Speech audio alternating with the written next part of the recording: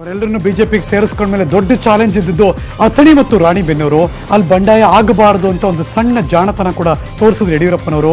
ಆದರೆ ಹಾವೇರಿ, ಹಿರೇಕೆರೂರು ಹಾಗೂ ಬಳ್ಳಾರಿ, ವಿಜಯನಗರ ಕ್ಷೇತ್ರ ಕಗ್ಗಂಟಾಗಿ ಪರಿಗಣಿಸಿದೆ. ಬೈ ಎಲೆಕ್ಷನ್ನಲ್ಲಿ ಅನರ್ಹ ಶಾಸಕ BC ಪಾಟೀಲ್ಗೆ ರಟ್ಟೆಹಳ್ಳಿ ಕಬ್ಬಿಣ ಕಂಠಿ ಮಠದ ಶಿವಲಿಂಗ ಶಿವಾಚಾರ್ಯ ಸ್ವಾಮೀಜಿಯವರು ಕಗ್ಗಂಟಾಗಿದ್ದಾರೆ. ಉಪಚುನಾವಣೆಯಲ್ಲಿ ಶಿವಾಚಾರ್ಯ ಸ್ವಾಮೀಜಿ ಸ್ಪರ್ಧಿಸಲಿದ್ದಾರೆ ಎಂಬ ವದಂತಿಗಳು ಹರಿದಾಡ್ತಾ ಇದೆ. ಸ್ವಾಮೀಜಿ ಚುನಾವಣಾ ಅಖಾಡಕ್ಕೆ ಇಳಿಬೇಕೋ ಬೇಡವೋ ಎಂಬುದರ ಬಗ್ಗೆ ಮಠದ ಸಮುದಾಯ ಭವನದಲ್ಲಿ ಸಭೆ ನಡೆಯಿತು.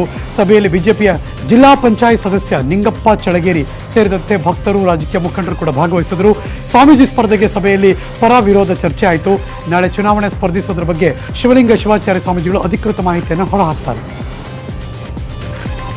ರಾಜ್ಯದ ರಾಜಕೀಯ ಕ್ಷೇತ್ರದ ಒಂದು ಸುಗಮತೆಗಾಗಿ, ಸುವ್ಯವಸ್ಥೆಗಾಗಿ ಅನೇಕ ಶಿವಾಚಾರ್ಯರ ಬಳಗ ನಮಗೆ ಸಂದೇಶ ಕೊಟ್ಟಿದೆ.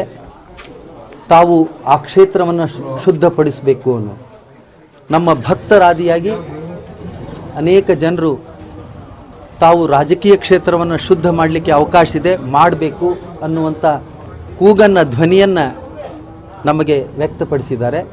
ಈ ಕ್ಷೇತ್ರಕ್ಕೆ ನಾವು ಇಳಿದು ಕ್ಷೇತ್ರದ ಸುಧಾರಣೆಗಾಗಿ ಪ್ರಯತ್ನ ಮಾಡಬೇಕೋ ಬೇಡವೋ ಅನ್ನುವಂಥದ್ದನ್ನು. ಅಲ್ಲಿಂದ ನೇರವಾಗಿ ಬಳ್ಳಾರಿಯ ವಿಜಯನಗರ ಕ್ಷೇತ್ರಕ್ಕೆ ಹೋಗ್ತಿದ್ವಿ. ಅನರ್ಹ ಶಾಸಕ ಆನಂದ್ ಸಿಂಗ್ ಬಿಜೆಪಿ ಸೇರ್ಪಡೆಗೆ ತೀವ್ರ ವಿರೋಧ ಕೂಡ ವ್ಯಕ್ತವಾಗಿದೆ. ಹೊಸಪೇಟೆಯಲ್ಲಿ ಬಿಜೆಪಿ ಕಚೇರಿಯಲ್ಲಿ ಕಾರ್ಯಕರ್ತರಿಂದ ತೀವ್ರ ವಿರೋಧ ಹಾಗೂ ಗಲಾಟೆ ಕೂಡ ನಡೀತು. ಮೋದಿ ಚೋರ್ ಹೇ ಅಂದವರಿಗೆ ಏನು ಟಿಕೆಟ್ ಕೊಡ್ತೀರಾ, ಆನಂದ್ ಸಿಂಗ್ಗೆ ಬಿಜೆಪಿ ಟಿಕೆಟ್ ಕೊಡಬಾರ್ದು ಅಂತ ಘೋಷಣೆ ಕೂಗಿದ್ರು.